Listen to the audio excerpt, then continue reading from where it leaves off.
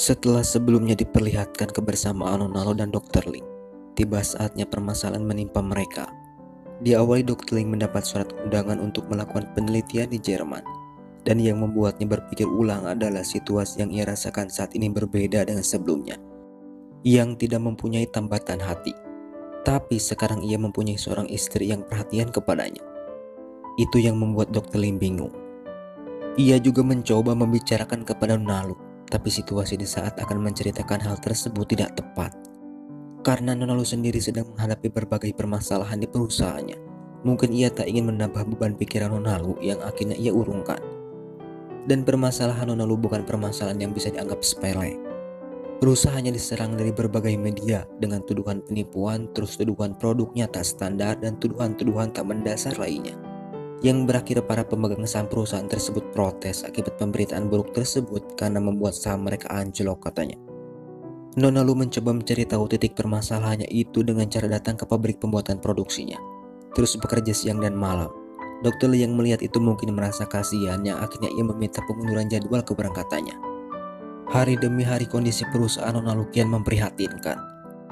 Segala cara sudah ia gunakan, seperti membersihkan nama baik perusahaan lewat media yang mengabarkan semua kerugian konsumen akan ditanggung oleh perusahaan. Tapi masalahnya investor yang sudah hadir untuk membantu pendanaan masalah tersebut tak datang. Bukan itu saja, investor-investor lainnya yang Nonalo dan Simon hubungi menolak untuk membantu. Ditambah lagi orang-orang yang tidak menyukai Nonalo memanfaatkan masalah ini sebagai celah menjatuhkannya. Di tengah-tengah perdebatan Nonalo dan orang-orang yang berniat menendangnya, datang seorang yang tak asing bagi Nonalo. Ia diperkenalkan sebagai pemilik mayoritas saham perusahaan Nonalo. Yang tak lain dan tak bukan, ia adalah asistennya sendiri yang bernama Gio Elpan. Ia juga orang di balik semua permasalahan yang menimpa perusahaan Nonalo. Dan yang membuat Nonalo kaget adalah ternyata Epan mengaku sebagai kekasih kakak Nonalo yang sudah tiada. Ia juga mengakui kalau ia melakukan itu karena dendamnya terhadap Nonalo. Ia menganggap kalau Nonalo penyebab kekasihnya tiada. Dan tujuan Epan adalah menghancurkan perusahaan Nonalo, katanya. Ia mengatakan itu sambil bersikap kasar kepada Nonalo. Kalau bukan Epan mungkin sudah Nonalo banting dengan jurus karatenya. Tapi ini Epan, orang yang mengaku kekasih kakaknya sekaligus kakak yang Nonalo sayangi. Fakta itulah yang membuat Nonalo sedih. Bukan sedih lagi, malah ia terlihat frustasi. Nonalo benar-benar jatuh saat itu. Yang bisa ia lakukan saat ini hanya bersandar di pelukan suaminya yang juga mengkhawatirkan istrinya.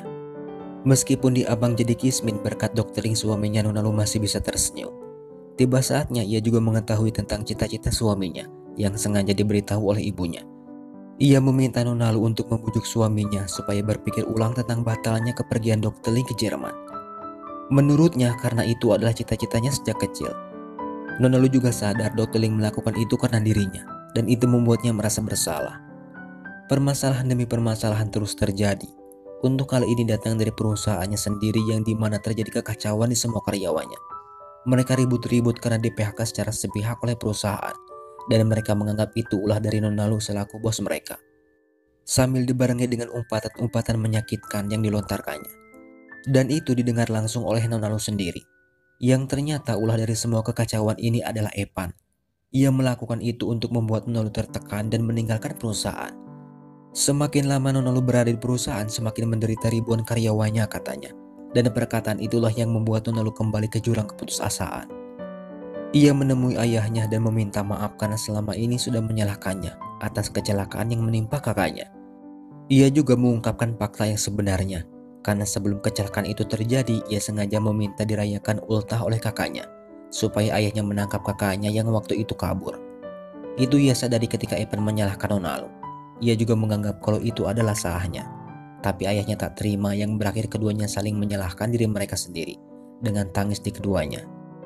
Ayahnya juga meminta Nonalo untuk menyerah, mungkin mempertahankan perusahaannya, dan berharap hidup bahagia dengan kehidupan barunya, yang menurut ayahnya situasi saat ini sangat sulit untuk mereka hadapi. Setelah perdebatan yang menyedihkan barusan, Nonalo juga menemui Simon. Ia kesana untuk mengatakan keputusannya tentang sahamnya yang akan ia berikan kepada Epan. Dan yang lebih penting, ia meminta bantuan Simon untuk mewujudkan impian suaminya untuk pergi ke Jerman, karena katanya Simon punya kenalan orang sana.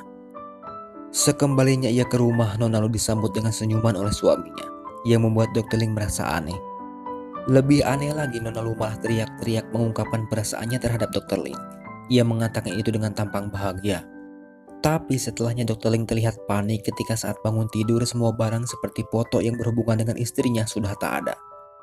Hanya sepucuk surat pamit yang ia temukan di rumahnya. Sempat mencari sebelum akhirnya Dr. Ling terlambat. Sejak kejadian itu mereka tidak pernah bertemu kembali dan saat ini 6 tahun sudah berlalu. Dan itu gimana ceritanya ada seorang anak yang memeluk boneka dengan wajah Dr. Ling mengaku kalau boneka tersebut adalah ayahnya. Anak tersebut juga diketahui bernama Yoyo yang mengagetkan adalah anak ini putra dari Nona Lu yang sekarang sudah pulang kampung yang selama 6 tahun itu entah di goa mana ia bersembunyi. Tiba-tiba saja ia pulang terus bawa anak sudah gede. Ternyata bukan saya saja yang bingung. Simon yang membawa mereka pulang kampung pun bingung dengan keadaan Nona Lu yang saat ini. Lebih kaget lagi ia malah dipanggil kakek oleh Yoyo. Nona Lu juga sangat menyayangi putra satu-satunya tersebut. Tapi sekarang Nona Lu lagi bingung-bingungnya Yoyo meminta bertemu ayahnya terus. Yang tak lain dan tak bukan ayahnya itu Dr. Ling. Dan alasan ia memutuskan untuk pulang kampung karena ada sebuah kerjaan katanya. Dan kisah itu yang diceritakan kepada Simon. Bukan itu saja, ia juga menceritakan perjuangannya membesarkan Yoyo yang menurutnya sangat menantang. Yang sayangnya ia kesana ia tak berniat mempertemukan anaknya kepada Dr. Ling. Selaku ayahnya, ia malah meminta Simon untuk merahasiakan itu. Sampai pada suatu ketika di sela-sela pekerjaannya ia tak sengaja mendengar dan melihat para mahasiswa yang kegirangan menyebutkan nama Profesor Lee. Merasa tidak ada yang aneh Nona Lu abaikan. Dan ternyata orang yang banyak dibicarakan para mahasiswa itu adalah Dr. Ling yang sekarang sedang mengisi sebuah seminar di gedung yang sama tepat Nona Lu melakukan pekerjaannya. Makanya tidak heran kalau ia banyak penggemarnya. Bahkan di sela-sela seminarnya ada salah seorang yang memberikannya surat yang berisi mempertanyakan status Dr. Ling, yang dijawab dengan memperlihatkan cincin di jari manisnya, yang entah apa maksudnya itu. Yang saya tahu kalau Dr. Ling saat ini berstatus duda. Sedangkan Nona Lu akhirnya tahu Profesor Lee yang dibicarakan para mahasiswa tadi mantan suaminya. Ia tahu dari sebuah brosur yang tak sengaja ia lihat, dan itu membuatnya mematung. Masih di tempat yang sama orang yang tak diharapkan bertemu malah lewat di depannya. Bukannya nyapa atau pura-pura jadi orang gila, ia malah ngumpet. Tapi yang anehnya setelah sampai di rumah ia malah ngomel-ngomel sendiri seperti mengatakan kalau Dr. Ling tidak menyapanya.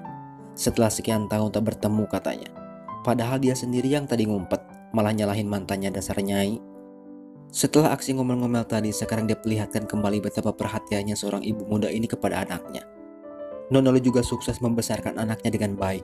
Bukan itu saja, Yoyo juga tumbuh menjadi anak yang pintar di umur 5 tahun saja. Ia sudah bisa pakai sepatu sendiri, terus pakai kaos kaki sendiri, ngerikan gimana gedenya coba. Tiba saatnya Nona Lu tanpa sengaja kembali berpas-pasan dengan Dr. Ling. Namun Dr. Ling terlihat sangat sibuk, ia sibuk ngobrol dengan dua wanita di sampingnya. Melihat itu Nona Lu lupa ingatan, hampir saja ia menyapanya. Sebelum akhirnya ia urungkan dan Dr. Ling lewat begitu saja. Dan ternyata sebenarnya Dr. Ling sendiri sadar kalau Nona Lu memperhatikannya. Itu dibuktikan setelahnya ia melihat Nona Lu yang sedang berbelanja dengan tampang yang biasa saja. Tak ada kekagetan di wajahnya. Ia juga menyapa Nona Lu dengan tampang cuek. Bukan itu saja, bahkan Nona Lu yang saat itu sedang meminum kopi diperintahkan olehnya untuk tidak terlalu banyak meminum kopi tersebut. Alasannya kan Dr. Ling tahu kalau itu tidak bagus. Dan pelakuan-pelakuan manis dari mantan suaminya membuat Nona Lu kembali uring-uringan sambil berusaha menolak perasaannya kembali. Seharian itu entah berapa kali Nona Lu bertemu dengannya. Bahkan ada momen di mana Dr. Ling kembali menemuinya. Masih dengan tampang kalemnya, ia mempertanyakan kapan Nona Lu kembali, ada urusan apa di sana, dan sebagainya. Satu yang membuat Nona Lu was-was itu takut Dr. Ling tahu tentang putra mereka. Sampai akhirnya di tengah kegugupannya, Nona Lu memberanikan diri untuk meminta maaf atas apa yang terjadi 6 tahun silam. Ia juga mengatakan kalau kembalinya Nona Lu tidak berniat untuk mengganggu kehidupan Dr. Ling kembali katanya. Dan untungnya Dr. Ling mengerti. Padahal sebenarnya Nona Lu saat itu berharap Dr. Ling marah, mungkin supaya punya alasan untuk meninggalkan perasaannya kembali. Setelah itu mereka juga kembali bertemu di sebuah rumah sakit, yang kebetulan temannya Nona Lu yang bernama Seng Jo sedang melakukan pemeriksaan. Tapi Nona Lu mengaku kalau Seng Jo adalah teman yang paling dekat dengannya. Mendengar itu Dr. Ling bodoh amat, ia malah semakin perhatian ketika Nona Lu pura-pura sakit. Bahkan saat akan memberikan resep obatnya, Dr. Ling dengan coolnya memberitahukan kalau nomor ponselnya masih sama katanya. Dan itu membuat Nona Lu tersenyum-senyum sambil mengatakan hal yang sama.